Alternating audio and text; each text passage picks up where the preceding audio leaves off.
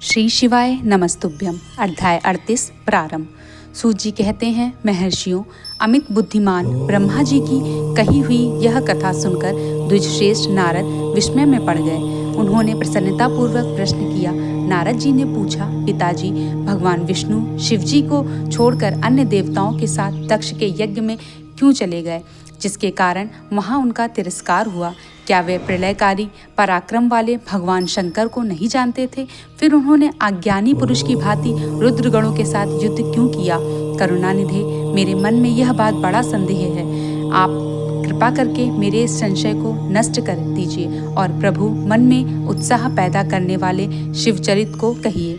ब्रह्मा जी ने कहा, नारद, पूर्व काल में राजा क्षुभ की सहायता करने वाले श्रीहरि को दधीचि मुनि ने शाप दे दिया था, जिससे उस समय वे इस बात को भूल गए और वे दूसरे देवताओं को साथ ले दक्ष के यज्ञ में चले गए। दधीचि ने क्यों शाप दिया, यह सुनो। प्राचीन काल में शुभ नाम से प्रसिद्ध एक महातेजस्वी राजा हो गए थे।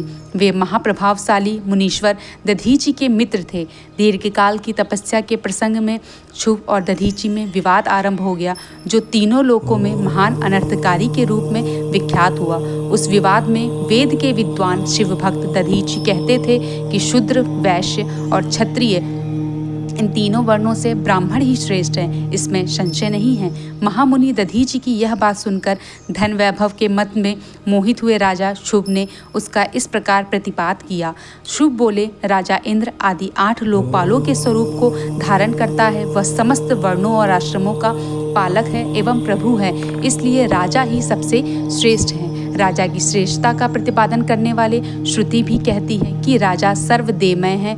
मुने, इस श्रुति के कथन अनुसार जो सबसे बड़ा देवता है वह मैं ही हूँ। इस विवेचन से ब्राह्मण की अपेक्षा राजा ही श्रेष्ठ सिद्ध होता है।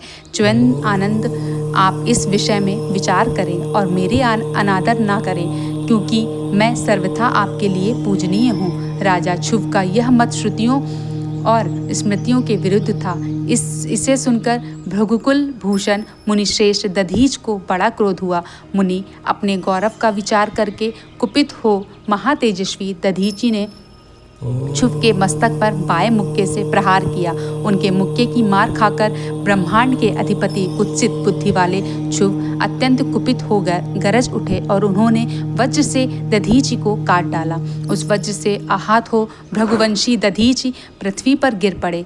भृगु भार्गव वंशधर दधीचि ने गिरते समय शुक्राचार्य का स्मरण किया। योगी शुक्राचार्य ने आकर दधीचि के शरीर को, जिसे शुभ ने काट डाला था, तुरंत जोड़ दिया। दधीचि के अंगों को पूर्वता जोड़कर शिवभक्त शिरोमणि तथा मृत्युंजय विद्या के प्रवर्तक शुक्राचार्य ने उनसे कहा। शुक्र बोले, तात दधीचि, मैं सर्वेश्वर भगवान शिव का पूजन करके तुम्हें श्रुति प्रतिपादित महामृत्युंजय नामक श्रेष्ठ मंत्र का उपदेश देता हूँ। त्र्यंबकम यजामहे, हम भगवान त्र्यंबक का यजन आराधन करते हुए, त्र्यंबक का अर्थ तीनों लोकों के पिता प्रभावशाली शिव, वे भगवान सूर्य, सोम और अग्नि तीनों मंडलों के पिता हैं। सतत्व, रज और तम तीनों गुणों के महेश्वर हैं। आत्म तत्व, विद्या तत्व और शिव तत्व, इन तीनों तत्वों के आवाहनीय ग्राहपत्य और दक्षिणाग अग्नि के, इन तीनों अग्नियों के सर्वत उपलब्ध होने वाले पृथ्वी, जल एवं तेज, इन 3 मूर्तों भूतों के सात्विक आदि भेद से त्रिविध देवी के, त्रिभुज के त्रिधा भूत सबके, ब्रह्मा, विष्णु और शिव तीनों देवताओं के महान ईश्वर महादेव जी ही हैं। यहाँ तक मंत्र के प्रथम चरण की व्याख्या हुई।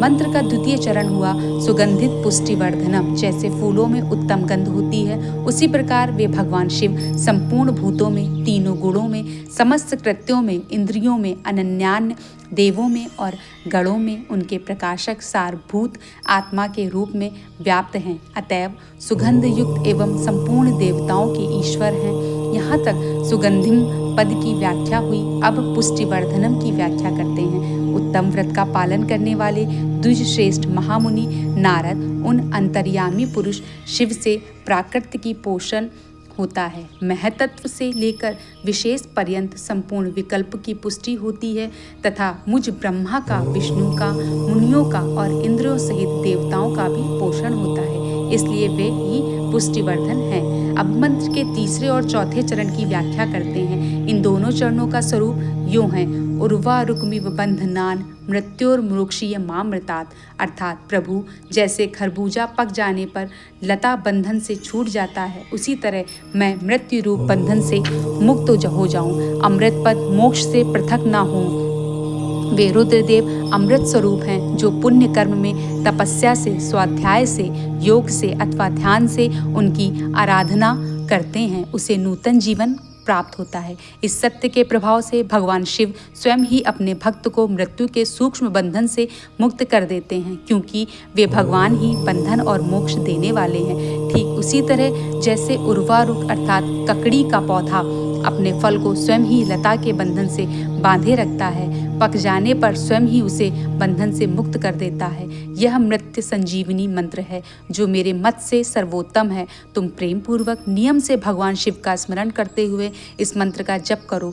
जप और हवन के पश्चात इसी से अभिमंत्रित किए हुए जल को दिन और रात में पियो तथा शिव विग्रह के समीप बैठकर उन्हीं का ध्यान करते रहो। इससे कहीं भी मृत्यु का भय नहीं रहता। न्याय, न्यास आदि सब कार्य करके विधिवत भगवान शिव की पूजा करो। यह सब करके शांत भाव से बैठकर भक्त वत्सल शंकर का ध्यान करना चाहिए। मैं भगवान शिव का ध्यान बता रहा हूँ, जिसके अनुसार उनका चिंतन करके मंत्र जप करना चाहिए। इस तरह निरंतर जप करने से बुद्धिमान पुरुष भगवान शिव के प्रभाव से उस मंत्र को सिद्ध कर लेता है। मृत्युंजय का ध्यान: हस्ताम्भोज युग स्थ कुंभ युगलाद्युधृत तोयम शिरम सिच्चंत करियो युर्गेन दधतम स्वाक्येम सुकंभुको करो। अक्षस्त्र मृग हस्त हस्तंभुज जगतम मूधर्न चंद्र स्त्रवतम पीयूषाद्र तनुज भजे सागिरिजम त्यक्षम चा मृत्युंजयम। जो अपने दो करक कमलों में रखे हुए दो कलशों जल निकालकर उनसे ऊपर वाले दो हाथों द्वारा अपने मस्तक के सींचता है, अतः दो हाथों में दो घड़े लिए उन्हें अपने गोद में रखे हुए तथा शेष दो हाथों में रुद्राक्ष और मृग मुद्रा धारण करते हुए कमल के आसन पर बैठे हुए सिर पर स्थित चंद्रासन चंद्रमा से निरंतर झरते हुए अमृत से जिनका सारा शरीर भीगा हुआ है तथा जो तीन नेत्र धारण करने वाले हैं, उन भगवान मृत्युंजय का जिनके साथ गिरिजानंदिनी उमा भी विराजमान है, मैं भजन चिंतन करता हूँ। ब्रह्मा जी कहते हैं, तात मुनिश्रेष्ठ दधीचि इस प्रकार उपदेश देकर शुक्राचार्य भगवान शंकर का स्मरण करते हुए अपने स्थान को लौट गए। उनकी वह बात सुनकर महामुनि दधीचि बड़े प्रेम से शिवजी का स्मरण करते हुए तपस्या के लिए वन में गए। वहां जाकर उन्होंने विधि पूर्वक महामृत्युंजय मंत्र का जप और प्रेम पूर्वक भगवान शिव का चिंतन करते हुए तपस्या प्रारंभ की। दीर्घ काल तक उस मंत्र का जप और तपस्या द्वारा भगवान शंकर की आराधना करके दधीचि ने महामृत्युंजय शिव को संतुष्ट किया। महामुनि उस जप से प्रसन्नचित हुए। भक्त वत्सल भगवान शिव दधीचि के प्रेमवश उनके सामने प्रकट हो गए और अपने प्रभु शंभु का साक्षात दर्शन करके मुनीश्वर दधीचि को बड़ी प्रसन्नता हुई। उन्होंने विधि पूर्वक प्रणाम करके दोनों हाथों जोड़कर भक्तिभाव से शंकर का स्तवन किया। तात मुनि तदंतर मुनि के प्रेम से प्रसन्न हुए शिव के च्वयं स्वरूप कुमार दधीचि से कहा, तुम वर मांगो। भगवान शिव का यह वचन सुनकर भक्त शिरोमणि दधीचि दोनों हाथ जोड़कर नतमस्तक हो भक्त वत्सल शंकर से बोले। दधीचि ने कहा, देवदेव महादेव, मुझे 3 वर दीजिए। मेरी हड्डी वज्र हो जाए, कोई भी मेरा वध न कर सके और मैं सर्वत्र अधीन रहूं, कभी मुझ में दीनता न आए। दधीचि का यह वचन सुनकर प्रसन्न हुए परमेश्वर शिव ने तथास्तु कहकर उन्हें वे तीनों वर दे दिए। शिवजी से 3 वर पाकर वेद मार्ग में प्रतिष्ठित महामुनि दधीचि आनंद मग्न हो गए और शीघ्र ही राजा शुभ के स्थान में गए। महादेव जी से अबध्यता वज्रमय अस्थि और अधीनता पाकर दधीचि ने राजेंद्र शुभ के मस्तक पर लात मारी। फिर तो राजा शुभ ने क्रोध करके दधीचि पर वज्र से प्रहार किया। वे भगवान विष्णु के गौरव से अधिक गर्व में भरे हुए थे, परंतु शुभ का चलाया हुआ वह वज्र परमेश्वर शिव के प्रभाव से महात्मा दधीचि का नाश न कर सका। इससे ब्रह्म कुमार शिव को बड़ा विस्मय हुआ। मुनीश्वर दधीचि को अबध्यता, अधीनता तथा वज्र से भी बढ़ चढ़कर प्रभाव देकर ब्रह्म कुमार शुभ के मन में बड़ी आश्चर्य हुआ। उन्होंने शीघ्र ही वन में जाकर इंद्र के छोटे भाई मुकुंद की आराधना आरंभ की। वे शरणागत पालक नरेश, मृत्युंजय सेवक दधीचि से पराजित हो गए थे। शुभ की पूजा से गरुड़ध्वज भगवान मधुसूदन बहुत संतुष्ट हुए। उन्होंने राजा को दिव्य दृष्टि प्रदान की। उस दिव्य दृष्टि से ही जनार्दन देव का दर्शन करके उन गरुड़ध्वज को शुभ ने प्रणाम किया और प्रिय वचन द्वारा उनकी स्तुति की। इस प्रकार देवेश्वर आदि से प्रशंसित उन अजय ईश्वर श्री नारायण देव का पूजन और स्तवन करके राजा ने भक्ति भाव से उनकी ओर देखा तथा जनार्दन के चरणों में मस्तक रखकर प्रणाम करने के पश्चात उन्हें अपने अभिप्राय सूचित किया। राजा बोले, भगवान दधीचि नाम से प्रसिद्ध एक ब्राह्मण हैं जो धर्म के ज्ञाता हैं। उनके हृदय में विनय का भाव है। वे पहले मेरे मित्र थे। इन दिनों रोग शोक से रहित मृत्युंजय महादेव जी की आराधना करके वे उन्हीं कल्याणकारी शिव के प्रभाव से समस्त अस्त्र शस्त्रों द्वारा सदा के लिए अवध्य हो गए हैं। एक दिन उन महातपस्वी दधीचि ने भरी सभा में आकर अपने बाएं पैर से मेरे मस्तक पर बड़े वेग से अवहेलना पूर्वक प्रहार किया और बड़े गर्व से कहा, मैं किसी से नहीं डरता। हरे, वे मृत्युंजय से उत्तम वर पाकर अनुपम गर्व से भर गए हैं। ब्रह्मा जी कहते हैं, नारद, महात्मा दधीचि की अवध्यता का समाचार जानकर श्री हरि ने महादेव जी के अतुलित प्रभाव का स्मरण किया। फिर वे ब्रह्मपुत्र राजा शुभ से बोले, राजेंद्र, ब्राह्मणों को कहीं थोड़ा सा भी भय नहीं है। भूपते, विशेषतः रुद्र भक्तों के लिए तो भय नाम की कोई वस्तु है ही नहीं। यदि मैं तुम्हारी ओर से कुछ करूं तो ब्राह्मण दधीचि को दुख होगा और वह मुझ जैसे देवता के लिए भी शाप का कारण बन जाएंगे। राजेंद्र, दधीचि के शाप से दक्ष यज्ञ में सुरेश्वर शिव से मेरी पराजय होगी और फिर मेरा उत्थान भी होगा। महाराज, इसलिए मैं चाहता हूँ कि मैं अकेला ही तुम्हारे लिए दधीचि को जीतने का प्रयत्न करूँगा।